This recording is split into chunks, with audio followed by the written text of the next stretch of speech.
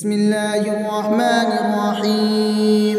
ياسين والقرآن الحكيم إنك لمن المرسلين على صراط مستقيم تنزيل العزيز الرحيم لتنذر قوما ما أنذر آباؤهم فهم غافلون لقد حق القول على أكثرهم فهم لا يؤمنون إنا جعلنا في أعناقهم أغلالا فهي إلى الأذقان فهم مقمحون وجعلنا من بين أيديهم سدا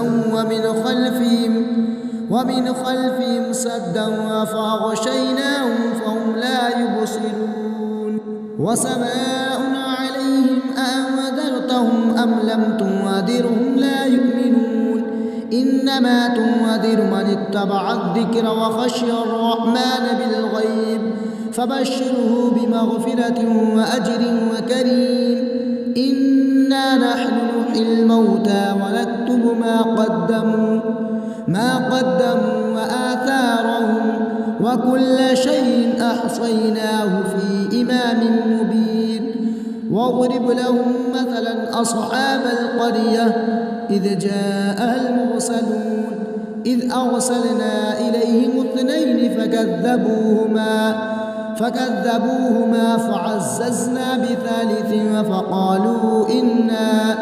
فقالوا إنا إليكم مرسلون قالوا ما أنتم إلا بشر مثلنا وما أنزل الرحمن من شيء إن أنتم إلا تكذبون.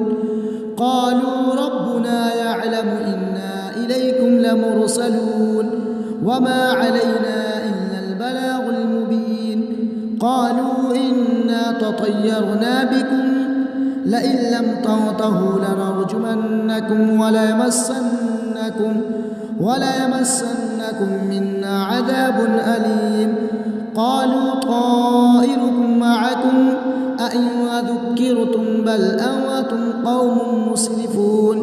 وجاء من أقصى المدينة رجل يسعى قال يا قوم اتبعوا المرسلين اتبعوا من لا يسألكم أجرا وهم مهتدون.